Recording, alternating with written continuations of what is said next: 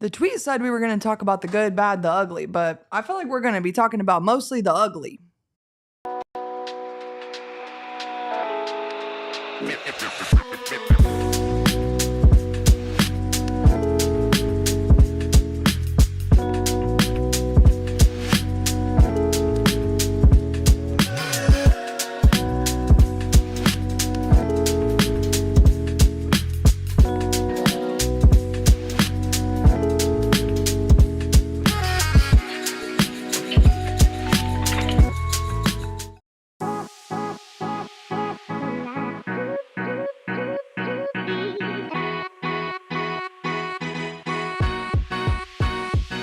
We are coming to you live from Studio K on this, I would say, fine Thursday evening from downtown Phoenix, but it's a mediocre Thursday evening in downtown Phoenix, if I do say so myself. I am your host, Erica Lee Day. I'm joined by PG1, QB1, on and off the field, in and out of the studio, and in and out of the brand new studio. How's it going, Steven? Not good. This was not a fun game to watch for multiple reasons, but that's what we're here to break down for y'all. So appreciate everybody that might not be on West Coast time that's staying up to tap in with us, because it's ungodly hours that it's past most people's bedtime and time zones going east. So we appreciate everybody that's made the time to kick it with us. Let's talk about it. We got some things to learn from this game, and I think the team has significantly more room to kind of grow. Well, I think I actually want to start with the one-word burns, because I feel like we should just get our feelings off rip. You know what I mean? Like, rip the Band-Aid off, because, like, obviously I'm hurt. Y'all can tell I'm bitter. I'm a grumpy girl. I drove up here from Tucson, and now we're here, you know? And it's raining. And I'm raining on the inside. Raining and pouring. Yes, it is raining and pouring on the interior of my body and on the exterior of this building. I would like to make it known that I don't think it started raining until the Mercury really kind of till the fourth quarter took the real deficit in this game. Yeah. Really poetic. With him turning on his mic, shout out to him, Kevin Thomas, for throwing the Mac, X's and O's, driving the bus. The bus is off the freaking rails today. I'm gonna just say it. So let's rip it off with the one-word burn. I think. I don't even remember why my word was. Yeah, deflating, because it was. It was absolutely deflating. Like, and every possession made you feel emptier and emptier and emptier. And like, then then the Aces would have the ball, and again, just emptier. You'd be like, I thought you'd get to stop that time for sure. And it seemed to just not happen. That's about sums up the game. We appreciate y'all coming in to watch this episode with us. We'll be live for y'all at some point next week. You'll be also at the watch along with us tomorrow as they take on the Golden State Valkyries. Y'all have a good night. Stay safe and get some sleep. All we're gonna do is we doing the audio listeners are like, what in the actual world is going on? Yeah, that's what we said during the game too. That was multiple times. That was not it. My word was unconvincing, and I chose that word because down the home stretch of this regular season, where the top four teams in the W are, well, three of the top four teams are jousting for position on a near nightly basis at this point. The one team that's not is the team that's comfy at the top, and that's the Minnesota Lynx. If the Mercury would have won this game, they would have been in some good positioning to give themselves a better chance percentage-wise to have some kind of viability for the number 2 seed. At this current moment, the number 2 seed will be going against the Golden State Valkyries in the first round. I don't want that matchup. That's a favorable matchup. That's not a sweet matchup, but it's a favorable one, considering that's a team dealing with tons of injuries, literally brand new, and also is going to be operating without their best player for the rest of the season. That's something that you should be seeing as an incentive. You do the hard work now. Your reward is one of those matchups. See, I was walking toward the ledge. Steven just yanked me off of it before I could even get to the edge. But the thing is, though, you can't waste these opportunities, because you still have some kind of heavyweight matchups left the rest of the way. And this was an opportunity directly against an opponent to take them, to put them off of your back some, give yourself some cushion, but also be able to gain ground on Atlanta, who won in a nail-biter situation against Minnesota today. So No different than that game against Atlanta, as well as the last game against Vegas. This feels like an opportunity missed in multiple capacities. Yeah, I think that's actually your word was great for it because it truly was. And so I just think that this game, I saw your tweet before the game about this feeling like a gotta have it game. And I totally agreed with that statement because after the way they've played Vegas before, and I'm going to say, I'm looking at the score of the Las Vegas game right now. It was a 3-point game. They lost on a sloppy inbounds play. And granted, you never lose on one play, blah, blah, blah. You don't. Mm-hmm. But it was a 3.1 possession game. Mm-hmm. And then this, to come out on the road and play this way and to shoot the ball as poorly as they did. And obviously the ball just sometimes doesn't go in. But it didn't, especially in the first half to me personally, it didn't feel like their defense was awful. Not especially I guess when you compare it to that atrocity we saw during the game versus Golden State, was it, where they allowed 59 points in the first half? Mm-hmm. Yeah, I mean, I guess when you compare anything to that half of basketball, yeah, it's not terrible defense, but so maybe it's just all relative in this sentiment here. This game was on the offense through and through. You only gave up 83 points to Vegas. Vegas has been one of the better teams in the W. They only shot 27% from three. They only made 6. You technically tied them in terms of makes from deep in terms of the 3-point margin. Now, you took significantly more than them, 10 more, but this game was on the offense. And Kevin, is that clip ready to rock out now?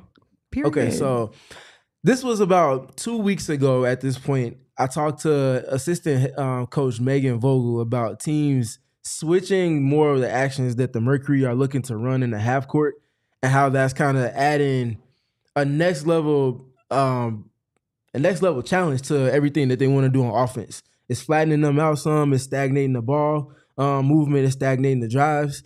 So here's that clip what Coach Vogel had to say to me in response to them going up against switches.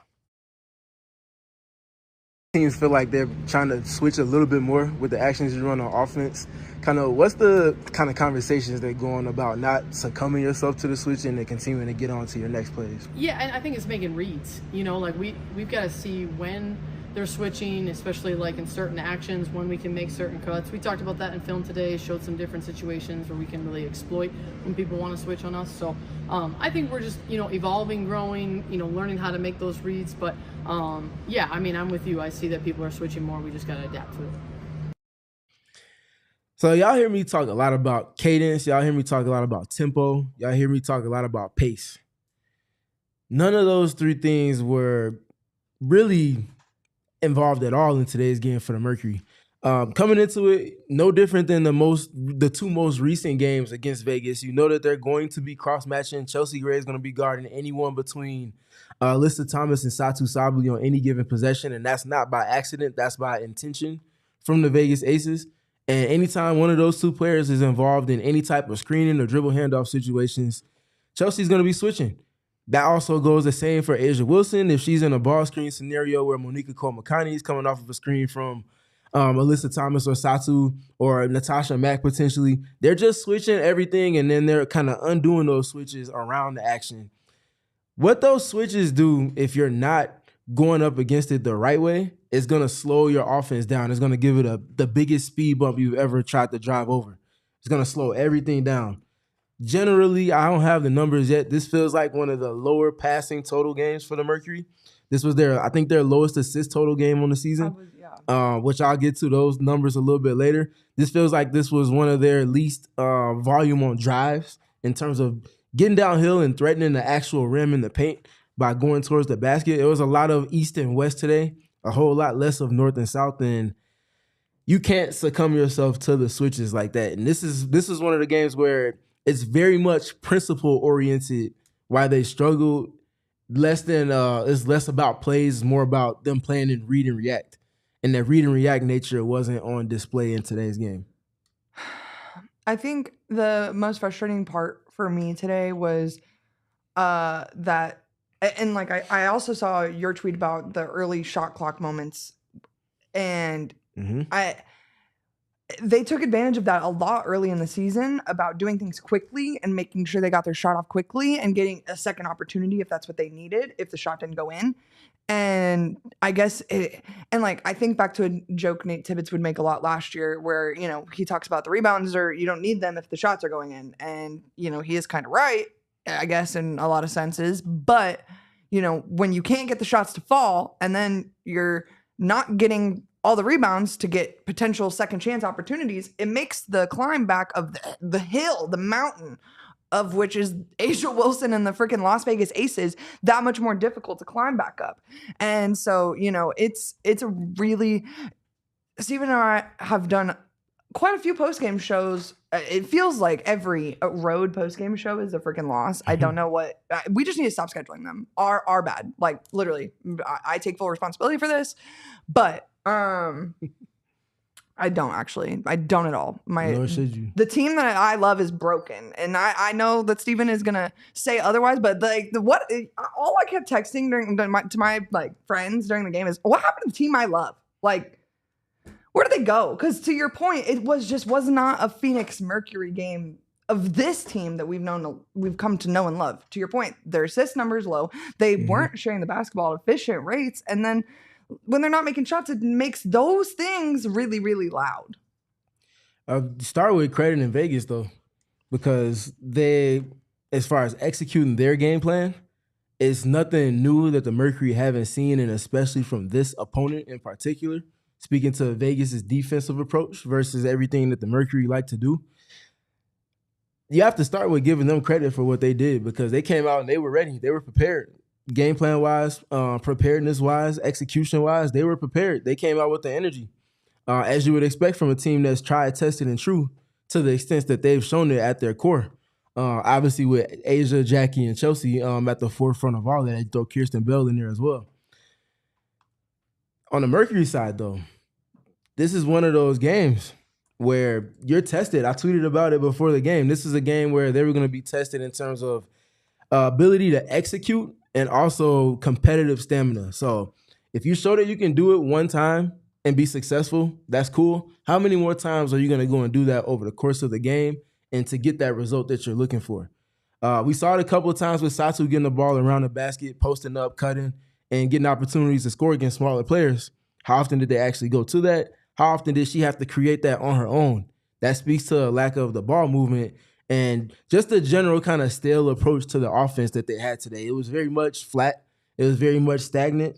And this was, literally by the number of 61, their worst offensive showing of the season. And this was a game where they had the entire roster was healthy. It's not like they were operating without one or two of the big three. Well, and to be honest with you, my word was actually almost auraless, because after that Ka 3 to open the game, that's what it felt like, flat and just empty. And so this Mercury team is a team that has played with a chip on their shoulder since the jump, since training camp, they've had a chip on their shoulder. You don't put a countdown to when the WNBA finals are going to be on your TV screens if you're not playing with a friggin' chip on your shoulder.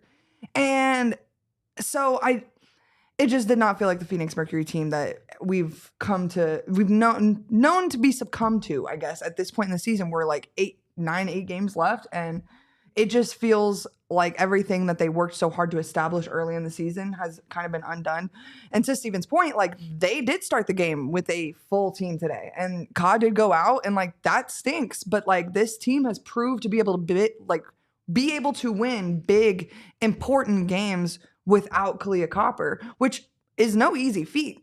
I've expressed over and over again how much different the game is for this team with or without Kahleah Copper. Those are two completely different teams. But this team has proven to win games without Ka. So this unfathomable thought that, a 12-point lead for the Aces and Ka goes out and all the team's wiped. No way. So it definitely took all the hope out of my little dreams. And that's sad. I feel like it's taken a lot. I have really duked it out with the naysayers. I've really been no, guys, this is, you're wrong. You're wrong. And then they're now here we are. Yeah, they got to prove it.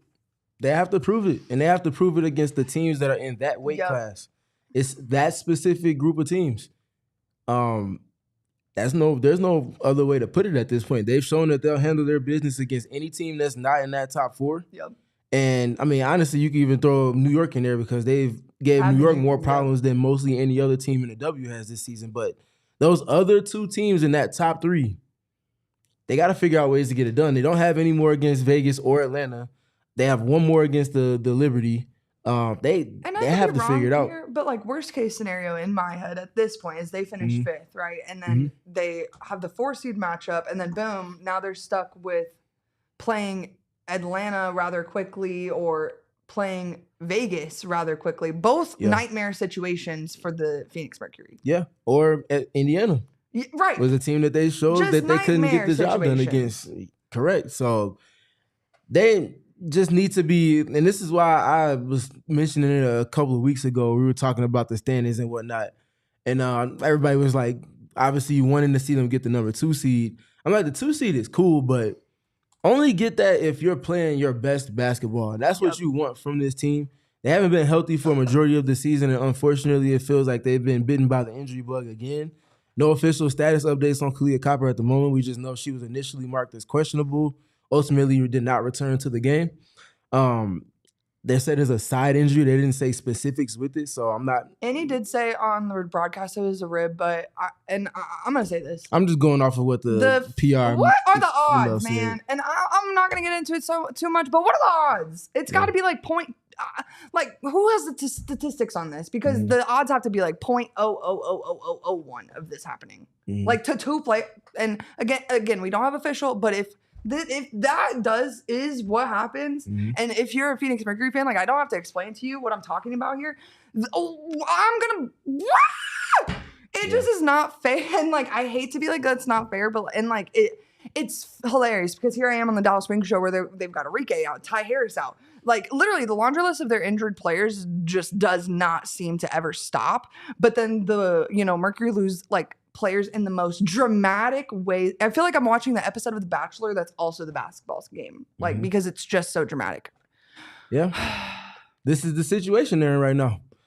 They need to approach tomorrow's game very much with a business-like approach that they should have had in a sustained manner in this game. And it's not going to get easy because, needless to say, Golden State is fighting for their playoff lives right now. They're no different than the top 4 seeds. That bottom 5 seeds, including the team that's not in the or 6 seeds, including the Los Angeles Sparks and the Washington Mystics, who are not presently in the playoffs race. All of those teams underneath them are vying for their own type of stake of claim in the standings. So they're playing for something. And there are 3 games under bottom tier teams that are all fighting for their playoff spots. These are playoff games. Good. They're playing good basketball right now. And to your point, like the Valkyries are like have a lot of injuries, but they've played their rear ends off this season, and they play on the defensive side first. It's hard to play them, and I feel lucky that we get to play them at home tomorrow, but with all of us in attendance, mind you, at a sold out takeover event, mind you. But still. Yeah. They got to get it done. Tomorrow is a gotta have it game. For obvious reasons, you don't want to lose back to back, but you also don't want to be losing ground or allowing for teams like Vegas to create some separation and teams like Atlanta to create some separation. You did all of that hard work early in the season while you had your own injury adversity. Obviously, it's not a clean slate in terms of you having your ducks in a row as far as the team being healthy, sustained, but you need to figure out what the things you need to do on offense are, and it feels like a lot of it is when teams are able to apply certain types of pressure in different ways, figuring out ways to approach that and sustain it, not be kind of an anomaly, hit or miss. One time we get an opportunity here, and then the next 3 or 4 possessions, it feels like it's weighing on you. They got to be better with the approach on the offensive end, and I feel like the clock is ticking at this point. Obviously, you can't speed that up because you can only learn it as quick as you possibly can, but they have to get it done. And tomorrow's not going to be any easier. It's not at all. Yeah, I'm super stoked, but we should take a second. We got to give SPG his flowers because, this show has been a friend of Matt Ishbia for a while, for at least, solid 8 months now since he brought Satu Sabali to the Valley. But then today he became, I wouldn't even say a friend anymore. He's like a best friend, maybe a brother of the show, you know? When he tweeted Stephen Bridget Garner, and like, that's dope. We should have had a screenshot ready for this, man. I suck, but not like Matt Ishbia is the owner of in the WNBA. And that's no slight to New York, because I think that New York does a fantastic job with their franchise. But the way that Phoenix treats its athletes, its fans, and all alike. I mean, today there's a bus to Vegas to take fans to watch this game. And granted, Vegas is like, what, 5-hour drive from here? So it's not too terrible. You know, they could drive on their own, I guess. 7-hour drive.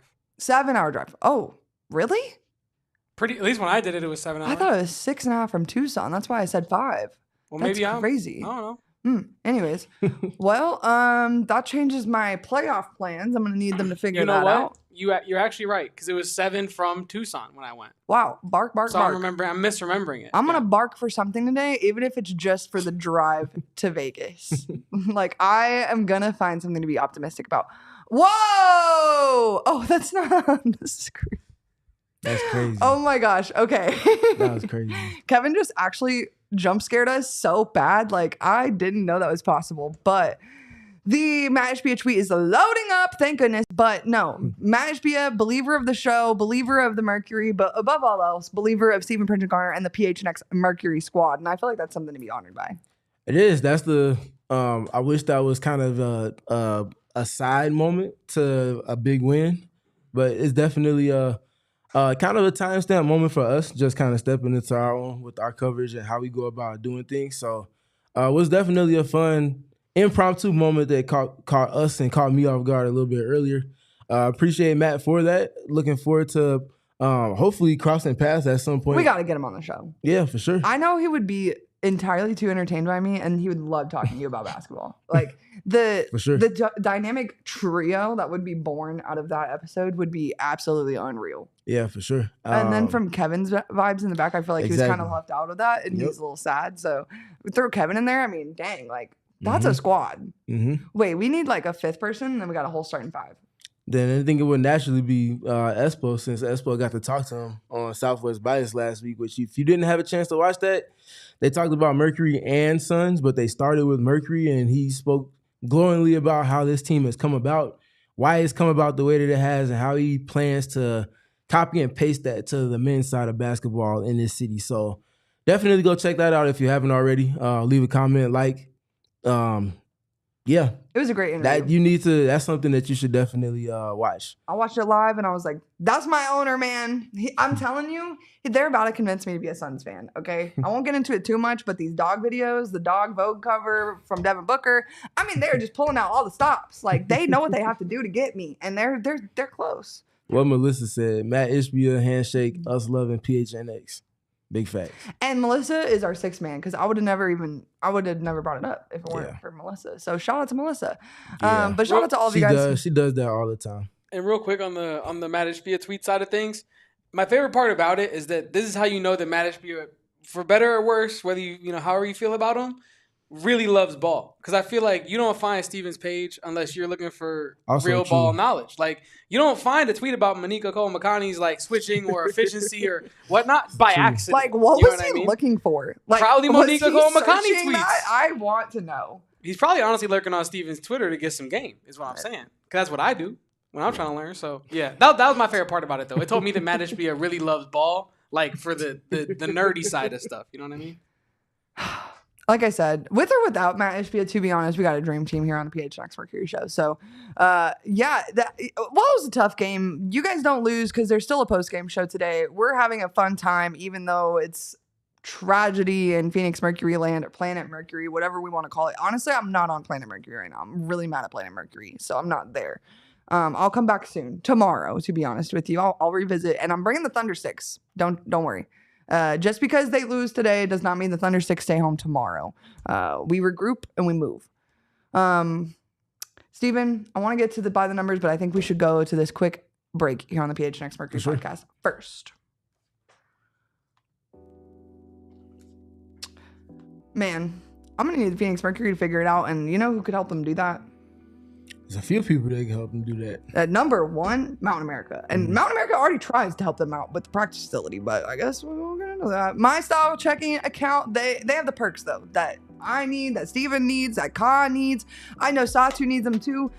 They and we could have restaurant deals, mobile phone protection, telehealth access, identity protection, loan rate discounts, offers on travel and events, and more. And listen, like, they just started traveling with, what is it?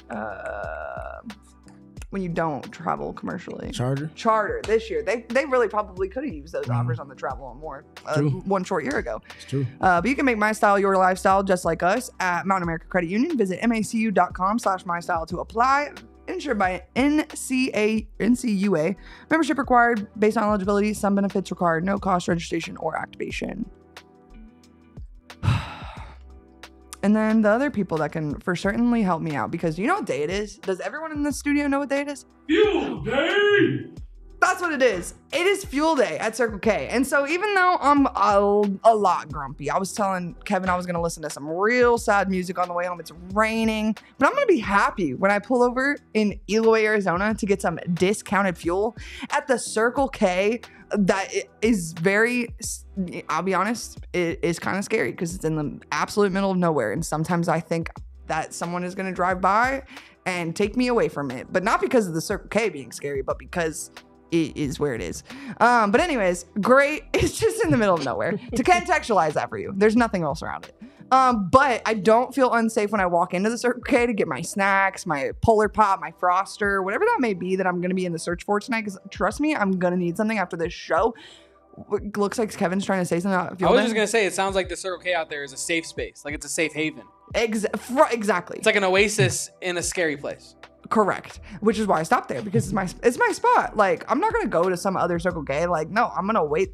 Yeah, Rob. See, even Rob in the chat, he knows that Eloy Circle K is crazy. It is. It's a little nutty. That's okay, because again, I feel safe when I walk in to get my snacks, and you can feel safe when you walk in to get your snacks, just like me, because you can be a part of the Inner Circle by downloading the Inner Circle app for free on your phone.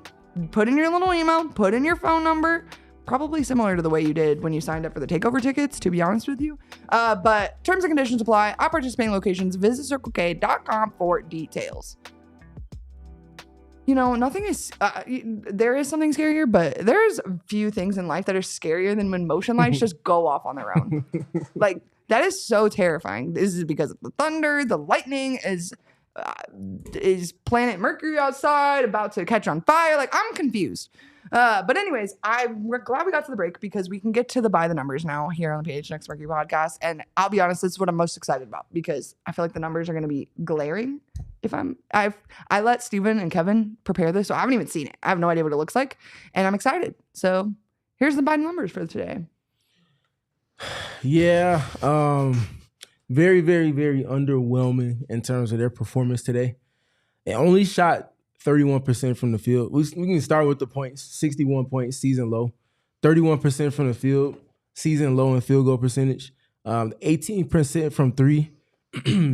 Obviously not going to get it done, even if it is on the volume of threes that they did take. The 13 turnovers is not bad, but when you put it in tandem with the points that the Vegas Aces were able to get from those turnovers that they did concede to them, that's where it gets tough. 21 points from the turnovers from the Mercury for Vegas today. That's almost the difference in the game in and of itself right there. That's entirely too much of a margin for you to lose by that substantial of a distance.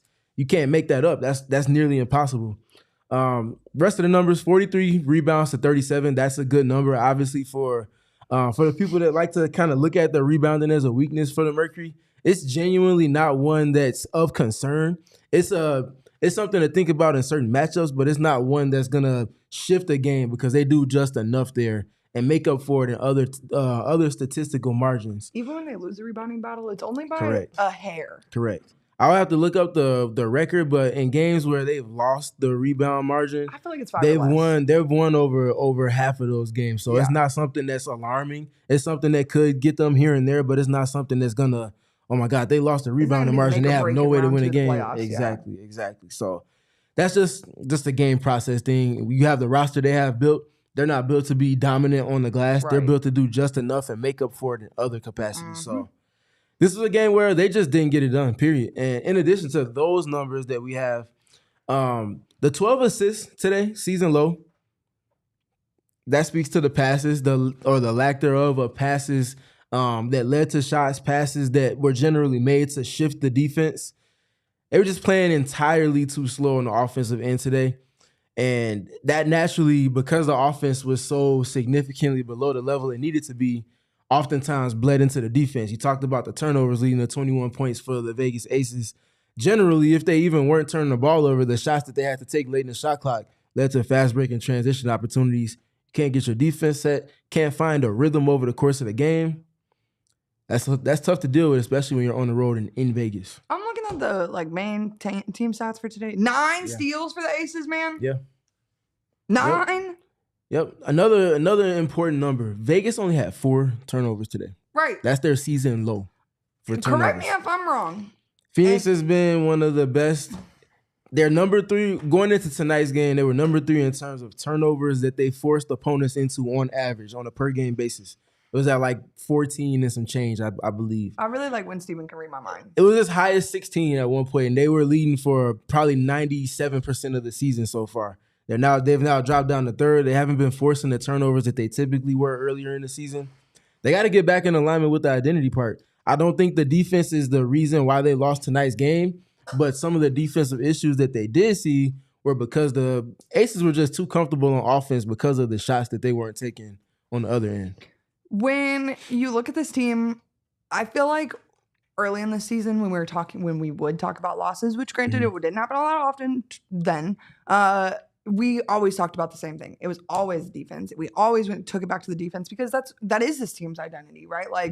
It starts there, and if it doesn't start there, then they don't have an identity. And so tonight, it felt like at times they were out there searching because they weren't able to get the stop that could turn the tide for them. And to your point, at some points, it felt like they were doing just enough on the defensive end and giving up. Kevin's gonna laugh because I was talking about the Kirsten Bell threes early in the game, but and I guess if you're gonna let anyone on the Aces cook, I guess let it be Kirsten Bell. But what the heck are we doing? And I hate being the wee girl. I'm sorry. I'll take all my wees back. But what the heck are they doing? Yeah, that's tough. That's really tough. And they're in rhythm threes. She is just catching it. Oh, I'm oh my gosh, she's gonna make that before she even lets it go. I'm but they're the process for them getting those shots is just when you compound mistakes, there starts to become a little bit of lack of trust. You start to overreact at times, and when you're doing that time and time again, that's kind of the spell that they fell under in a handful of the possessions on defense in today's game. Do you think that getting some practice or just some time at home, because they are coming off this I won't say long road trip, but road trip that has been succumbed. It's just been crazy in a sense that they've gone from here, and bounced around, and they have been quick games. I was talking about what Satu said in the post game, and just that the scheduling was crazy. And they did play on Friday. They played on Sunday. They played on Tuesday. And now it is Thursday. And they are playing again tomorrow on Friday. So, they haven't played in 2 days. I totally hear you on that. But when you contextualize the entire week of basketball they've played, and, everyone's playing a lot of games right now. It's kind of just the way the season crumbles. But, the Aces are just on their end of playing the best of their basketball. They're where the Phoenix Mercury were in mid-June, and the Phoenix Mercury are just trying to refigure it out. And we've talked about the injury bug biting them early in the season and how that's affected them late in the season now that everybody is back. But even everybody being back doesn't always look the same or feel the same. So it's just been a huge learning curve for this team, and I think this game was something that they will definitely learn a lot from. I know AT will be force-feeding the girlies film on the flight home. Yeah. That context is very, very relevant as far as the scheduling and how many games they played in X amount of days and being on the road and traveling from city to city within all of that. All that is very, very relevant, and I'm not trying to undermine or oversee that part of it. I'm factoring that into it. But what I can't factor that into is the process. The process against switches. It's been something I've talked about for a while now. it's a game. This is another game against a team that has a sharp switching process that put that fourth against them, and it just completely slowed their offense down. They looked like a shell of itself on the offensive end tonight in multiple moments. That has nothing to do with the legs. That has nothing to do with the travel. That doesn't have anything to do with all of those things. That's just something that they have to hammer home in terms of their principles and their approach to offense. They got to be better with moving players. I feel like this was, in addition to a lack of paint touches and a lack of drives and a lack of passes made, this felt like one of their least impactful cutting games. Outside of those moments that I talked about at the top of the show with Satu, it felt like players were generally standing around and watching each other. They might have been screening for each other at times or trying to wait for a catch and shoot opportunity. But if nobody's threatening or touching the paint on multiple possessions in a row, and it's not doing something to get some attention from other defenders, you're not really creating any advantages. Now, you put that in tandem with people talking about legs being heavy and whatnot in the chat. That's relevant. So why not be cutting to the basket more? Why are you continuing to hunt out the three-point shot if that's just not working for you today? There's going to be games in the playoffs where the three ball is not going to be there, whether it be for a defense being good and contesting those heavily, taking those away, or just kind of messing up your rhythm. You have to have a curveball and a changeup. You got to be a counterpuncher. And if you're not able to be that adaptable, these are the type of games that will clip you in the playoffs, and then it's hard to climb back in the series. I want to go back to something you said a little bit earlier about the trust and when mistakes start to compound. Abdeen asked Nate Tibbetts tonight about what changed for the Phoenix Mercury's offense tonight. And he said we knew how important this game was in the standings, and we didn't step up to the level we needed to. We never got to a point where we felt good about each other and what we were doing.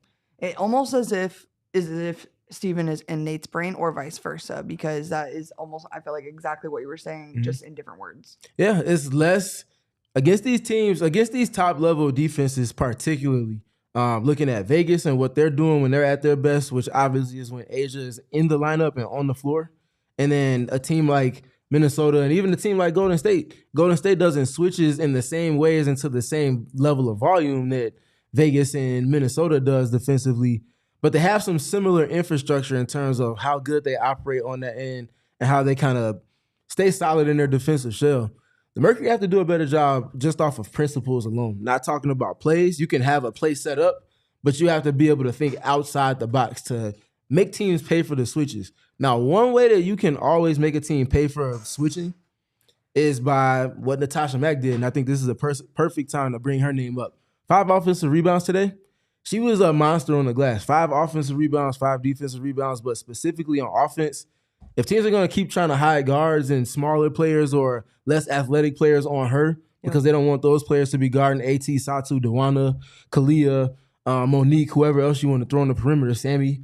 If you don't want those players guarding those players and you want to try to hide them on Natasha Mack, one way to punish switches and teams that try to cross-match, take those players, put them under the basket, and go get offensive rebounds. That's going to slow them down from leaking out to try to run out in transition, but it's also going to give you extra possessions.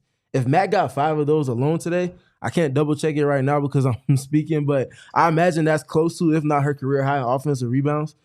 That's one way to make them punish, but you have to do that with more than just one person. You have to make other players that are trying to cross-match or get caught up in cross-matching because of switches pay for those. If you're able to get more possessions, this Mercury team is going to score if they give themselves more than one shot on goal on more possessions than not.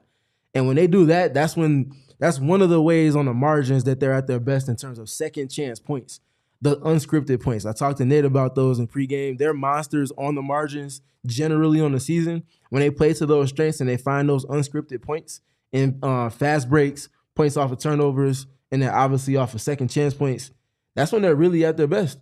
You put that in tandem with them knocking down double-digit threes in any given game, that's where they really start to create that separation, and it gets hard for teams to win games against them. I was trying to fact check to you, but I couldn't get there quick enough. I got you. Steven is way better at operating Basketball Reference than I am, but I'm getting better. I'm working on it. I gotta be. Shout out to Basketball Reference, homie. Yeah, those are the homies for real, but I be on their website just clicking things, like trying to figure it out. But anyways, no. Okay, this tied her season high in offensive rebounds and tied her career high in offensive rebounds. She did it a couple of times over the course of her career. Period. Over the last 2 seasons in particular. So she's really gotten comfortable, and it shows night in and night out. And she takes the shots that she wants to take. And I felt like last year, and I could be totally wrong. It's obviously been a long time since then, guys. But last year she was taking the shots that the system made for her. But this year, like she's creating for herself and she's posting up truly. And it's been a pleasure to see her become really herself out there. She runs the floor with the team super well. And to Steven's obvious point from tonight, like she rebounded the heck out of the basketball in clutch moments, like that kept the Mercury in the game at times. So it's tough to do. And also she hit early free throw that like I know she missed the other one, but like they weren't even putting anyone else to the line. I think she was the only Mercury player that was at the free throw line for the first like 15 minutes of the game, and then AT finally took it and won. And it was just that is a direct example of the drives or the lack thereof that I'm speaking to today. They weren't putting pressure on Vegas. They were far too comfortable on offense because they weren't putting that pressure that they usually do defensively, and vice versa on the offensive end. Well, and we've talked about this before, but if there's a game where Kahleah Copper has 0 free throw attempts, like and like, not to say she played terribly, but like that's not a good game for Ka, because we know the type of game that she excels at is going to put her at the line, even in games like tonight where they are kind of letting them play a little bit more than normal. That's definitely the other part. That was a nice way of me saying it, by the way. It was the whistle or lack thereof that the Mercury get. I'm not making excuses. I came into this podcast episode put in a process over the schedule, context, and all of these other things that are definitely relevant and valuable to the topic of today's game, but not putting that before the process, which we've seen them struggle with at times over the course of the season. That being said, underneath process and underneath schedule, the whistle that the Mercury don't get in every game for as often as they drive to the basket, particularly between Alyssa Thomas, Kahleah Copper. If you look at the top 3 players and you ask any kind of random WNBA fan what you think this Mercury team is going to be really good at with those 3 players at the top of it, if they know a little bit of and have watched these players play, they're going to say, oh, they're probably spending a lot of time in the paint because of drives and cuts and post-ups. If you're driving, you're cutting, and you're posting up, now obviously I talked about the drives not being there in the volume that it should have been today, but when they did get there, they missed some shots at the rim because of contact that wasn't being called. Now I know Nate got the tech for the Alyssa Thomas missed layup. That was marginal contact. I'm not mad at that call not being made, but it looks a little weird when you see significantly more contact be made and that whistle is just not happening. And now that's leading to transition opportunity because it's a moment where there should have been a stoppage in play. There's not. And now you're conceding the advantage to the opponents going the other way. I feel like when you contextualize the Nate tech, it's like, dude, I would get the tech too. I'll get 2 techs. And in the moment when I was watching, I'm like, oh, AT's about to get tech too. Like, here we go. Yeah. And so but the Mercury have been marked safe from the technical train of the season. They've been there's no way they're the worst team in the league with techs. And they were definitely last year. So I feel confident and happy. And Nate getting good, timely texts. Like, I think it's a great thing when a head coach is standing up for their players. I don't want the players to have to do it themselves because then they're getting texts and then there's a chance they get tossed. And, like, let's be honest here. Like, Chrissy Tolliver's on the bench. If Nate Tibbetts gets tossed, like, the Mercury's going to be just fine. Yeah. Oh, no. I can't believe I said that out loud. But, like, the Mercury will be fine. But if AT gets tossed out because she gets, 2 texts, like, that's sight for sore eyes. Mercury fans know it. So I love the tech personally. I think it makes me hype every time my head coach gets a tech like that. Yeah, they haven't changed the edge or the chip on the shoulder that they play with. I think they've been a little bit more kind of mature in the approach to it. And you can still exude those emotions over the course of if you're a basketball player, you're going to be emotional in some capacity. But when your coach can shoulder the brunt of that so you can kind of stay focused on the game, it helps. So I think they've certainly done a better job because at this point, they were leading the W in Texas at this point in the season last year. And it was not probably fun. by like 6 or 7. Like, it was fun at the beginning because I was like, oh, this is kind of funny. Like, I'll take the laughs. Like, if the team's going to be 500 all season, like, I might as well have some fun with it. But I don't want it to be leading in Tex with this squad. In this place, contextually, where they're at in the standings, like, that's just not where they're at in terms of trying to be great. So, I guess I want to ask you before we get out of here, like, what do the immediate changes, what could they be because the team does play tomorrow, like literally versus the Golden State Valkyries in less than 24 hours. We'll be in the building again. Whoop whoop. We're super excited. Kevin won't because he avoids Mercury games for some reason. Like, I hate that you do this on the podcast, but no, I'm actually going to go to Kahleah Copper bobblehead night. But I will be in Tucson this weekend, so I am not available to go to the takeover tomorrow. But I'm happy that it's sold out so that other diehards and fans could come experience it. Kevin is trying to spin it into him sacrificing himself for mind you, I basically another sold diehard myself. fan to come through. I said I was unavailable in the first place. Steven doesn't even want to meet Kobe, man. When everybody could have ate, Kevin. Yeah, everybody could have ate. A2, Steven? A2? A2, 8 down, all that. Wow. Now they're speaking gibberish. I don't know what's going on. I was trying to speak Latin, and I don't know. Get back to the show. I am not avoiding Mercury games. I will be at Kahleah Copper bobblehead night. I will collect He's a gonna get 2 bobbleheads. Fact. Maybe 3. Potentially. We need 3. I would never avoid you, Andy Bryant. Crazy. You are a fellow Wildcat. That's Tear crazy. down. Crazy. I would He's never got the do block that. A in his profile pic, and Guys, you're avoiding him, dog. Why are we slandering me tonight? Man, that's tough. What is going on? Be your own peeps. Wow. It really do. No, it really do. People. It really do. It really do. I'm glad we can agree on that. Kevin and I were friends first, and look at it. We're like mortal enemies now. It's really tough. I think, honestly, chat, I'm not going to read too much into this. I feel like Erica's just mad that she has not been able to use the Thunder Sticks recently, and I think she's taking it out on those around her, and that's okay. We live and we learn. Kevin watched my mood just absolutely deteriorate over the last 3 hours. Like, when I walked in here, I had a brand redacted food place with me. I was so excited to eat it. I'm like, man, this is about to go down. And the Mercury New office? Yeah, I'm guessing everybody's offices. I'm getting them all right because I'm smart as heck. Like, I know. Pump the brakes. Well, I did. Are you going to lie and say I guess wrong? Y'all were like, oh, this one's hard. And I said, Connor. That did happen. Verbatim. That did happen. Yeah, but nonetheless, yeah, my vibes just like I really tried to be in a good mood, and like I always try to like have a positive spin to it. But like the only one I had the whole game that I was like, oh yeah, that made me happy is the Nate Tech. Like that's the only thing the whole game where I was like, wow, that was nice. I liked and the Kalani Brown block at the end. Like I did feel like that was lit. I won't lie. It was a little nice sprinkle on top of the loss, Mm-hmm. Maybe a cherry.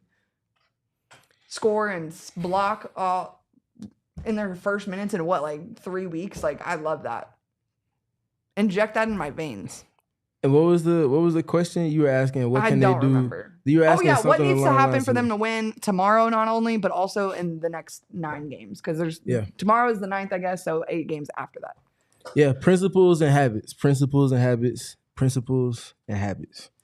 If your principles and your habits are offensively speaking, because I don't think the defensive side of the ball is an issue for them in any capacity, but the offensive side, when these teams are trying to be exotic and trying to be nuanced with their approach to you, you got to get back to what made you the elite team that you've been for a majority of the season.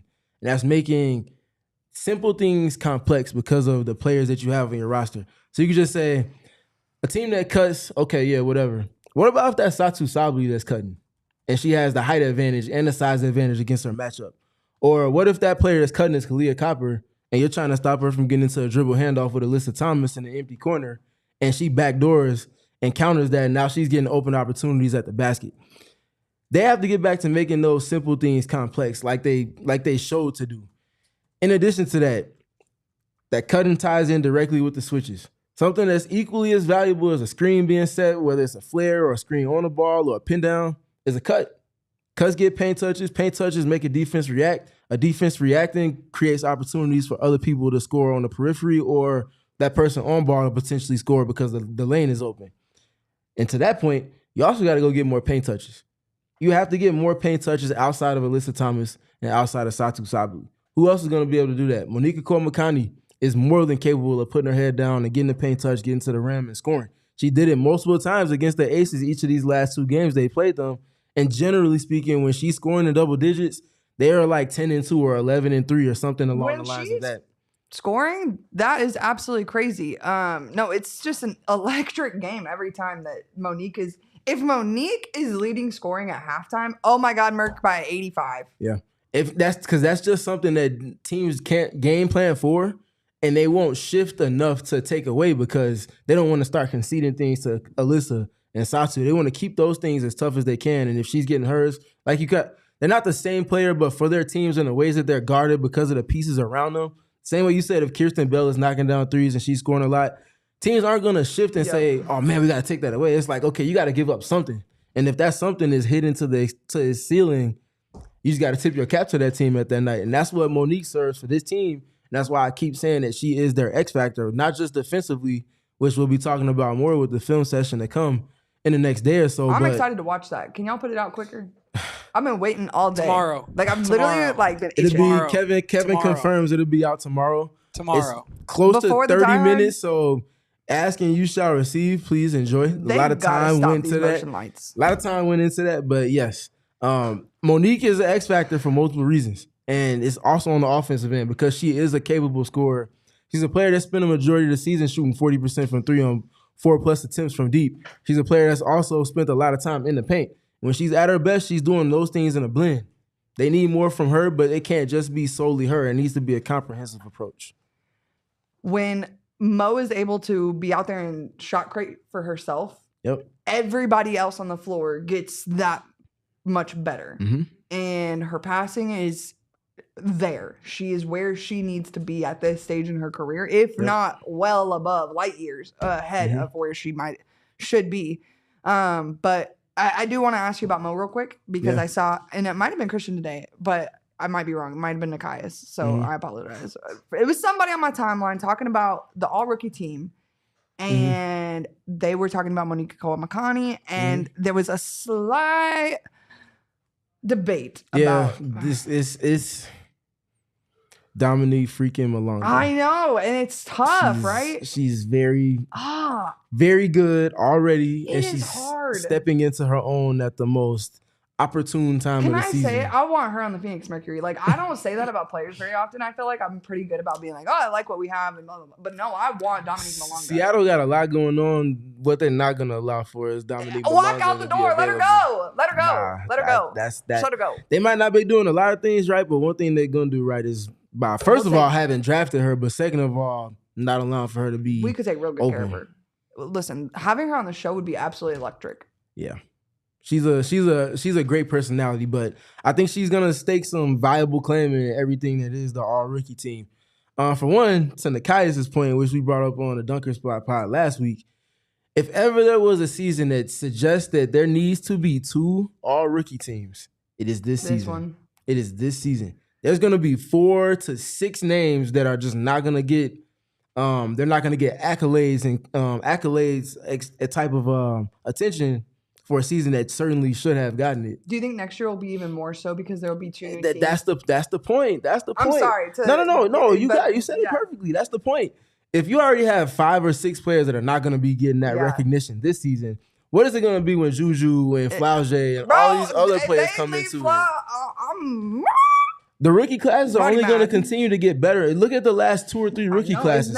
They're comprehensively getting better and better. The first couple over the last few years were heavy at the top, decent in the middle, and kind of just middling or okay at the bottom. Now it's starting to get towards an entire round or round and a half of players that are coming into the W and having immediate impact on the respective teams that they're on. This is only going to get comprehensively better because there's a lot of talent. You have to be able to accommodate it. Is loaded. This upcoming class is not only loaded, like you were alluding to how you've had pieces in other classes, like you've had a top-heavy class. You've had a okay class that has more depth. You've had a class that doesn't really have the talent at all. This class is super talented at the top. It's deep, and it goes like multiple rounds, as you're saying. I saw someone was going through my Twitter. They're already doing like the big boards and stuff. People are going to war over like who should be in the top 3 because there's just so many good arguments. We were literally at war on the DLS Wing Show today. It's beautiful. It's beautiful. Like we were fighting it out on the DLS Wing Show about, we need AZ, we need Flaw, we need Lauren Betts. I'm like, all right, everybody, we want Flauge. Give me Flauge. So one of my 2 teams better be drafting Big 4. If you're watching this, Matt Ishbia, you're in charge. No free ads, but that platform that both Flaugier and Paige Beckers have been kind of working in tandem on. Oh my God, them together. That's what I'm getting at. Like, first of all, the basketball on the court. Exactly. It would be so good, right? That would be, yeah. And that's who my pick was. Just for the record, I just want you to know, I know ball now because I'm on a show with you, so I was pulling for Flaw. Like, For sure. if I was still a girly pop, I would be on the AZ train. But I'm on the Flaw train. Bring Flaw to Dallas. Yeah, but that means if Flau goes to Dallas, then that means someone like Azzy's going to Minnesota. I'm sick. Don't say the word Minnesota. Steven. That's they're because gonna get rid of the pick. Chicago They're gonna get Sky. investigated or something, you know? Nah, they that's called finesse. That's what they've done. What's that guy in Chicago, Jeff? We can blame him, right?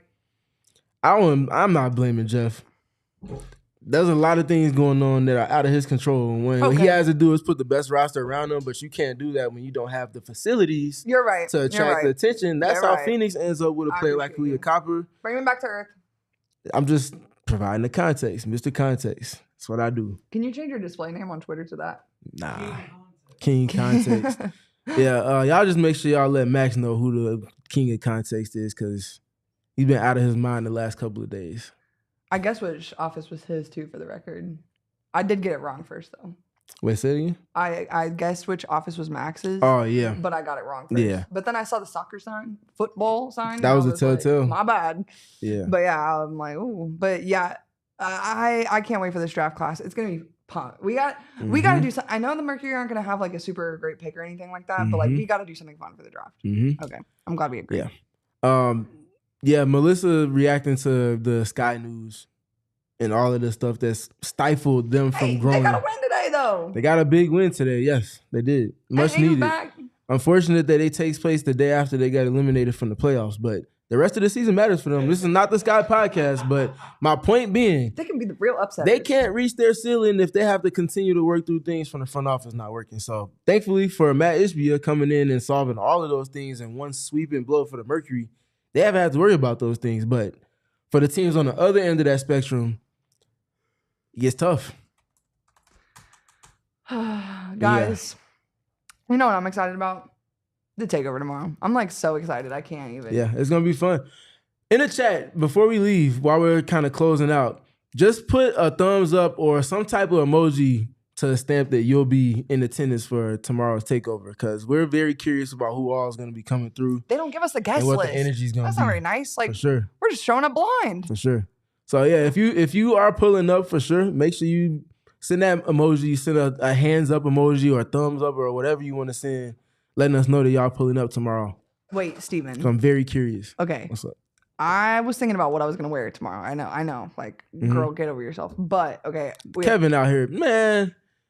What? That's crazy. Did he do it again? Nah, we just said to leave an emoji or acknowledge that you'll be coming tomorrow. Oh, get out of here, Kevin. Man. That's crazy. Okay. Melissa said she'll be there in spirit. Period. Okay, but I'll be there in media. Andy's gonna be there. He will be. Kobe's gonna come, even though he's not in the chat right now because he's sleeping. Okay, I have 5 options for tomorrow. Okay, and I want your help. Okay, I have my Tosh Cloud jersey, which is my favorite Mercury jersey I have. It's so cool. The limited edition Cloud is so cool. I'll never stop wearing it. I don't care if she goes to the friggin' Minnesota Lynx, I'll still wear it, even though I don't do that. Option 2, the DT limited edition GOAT jersey, which is also super sick. Both came out last season. Yep, both cool limited edition jerseys. Shout out to the Mercury for those. Number 3, I have a BG jersey. Also, obviously, super cool. Number 4 is the Pride jersey that they gave away a few weeks ago. Love that thing. Number 5, though, most unique option yet. Okay, I have a tradition when I go to WWE live events that I pretty much always wear a ref shirt.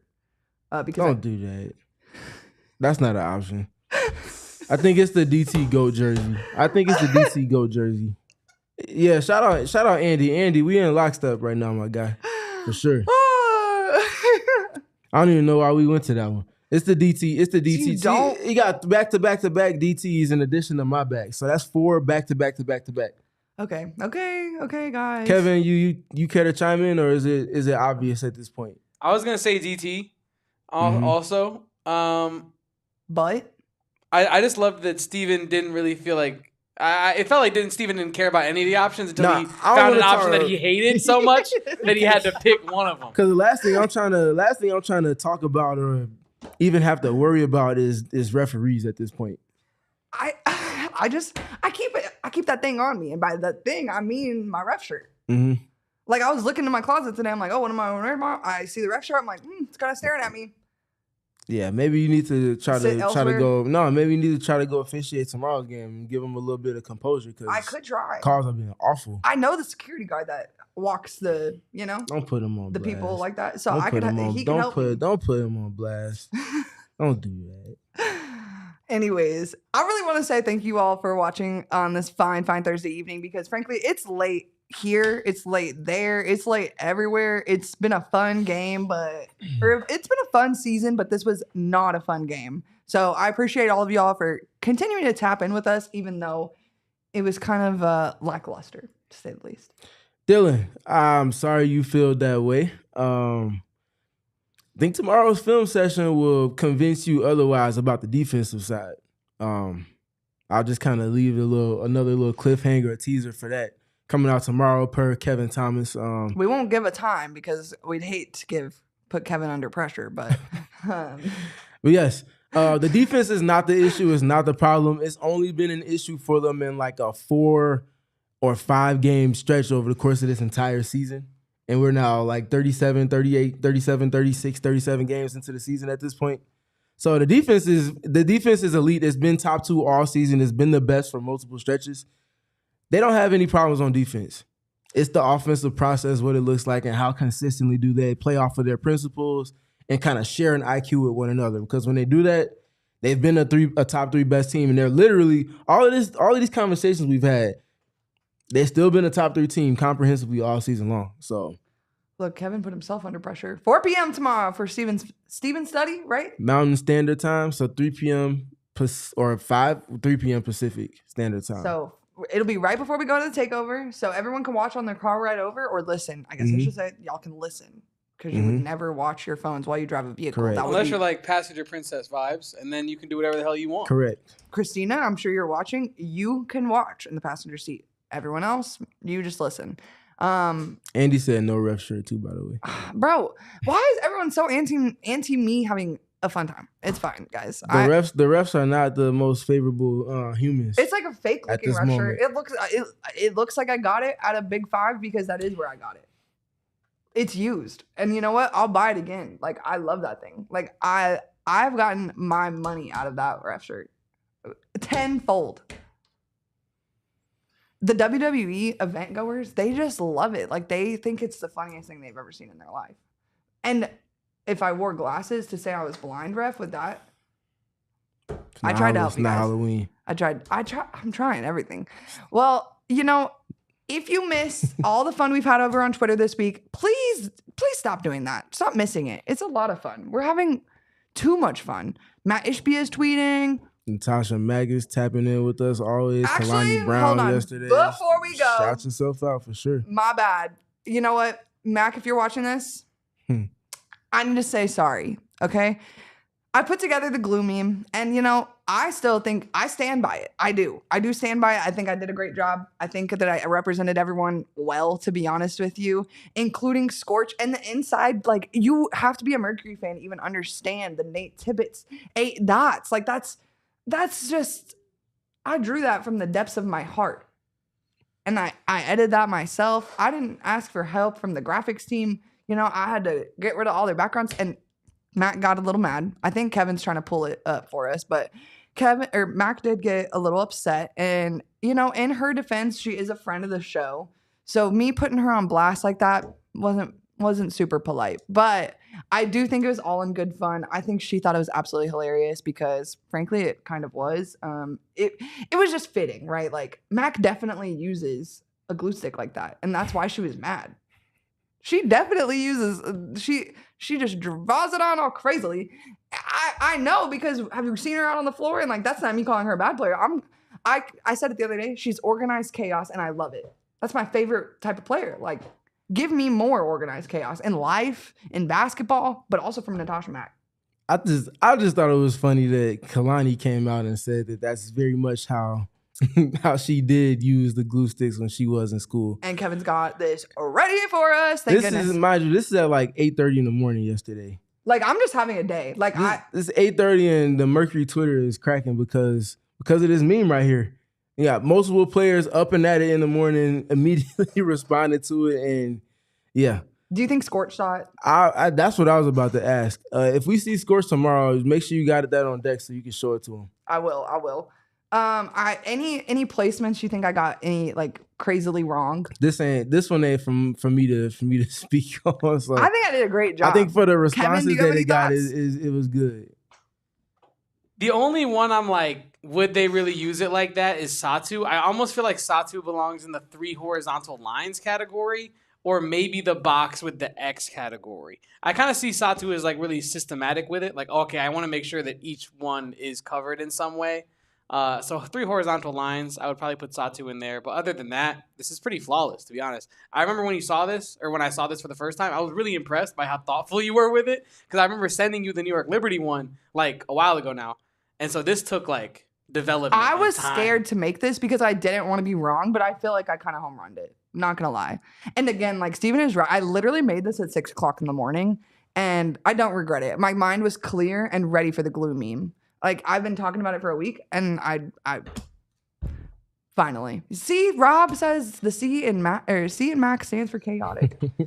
Well, you can follow us on Twitter for more glue memes, or you can just watch me cry about Mercury losses. If that's what you want to do, like whatever you want to do, like we can probably help you out over there on that account at PHNX_Mercury on Twitter or X, whatever you want to call it. And then you can follow this guy it is Twitter. Like, I don't know why people want to play with me like that. It is not X.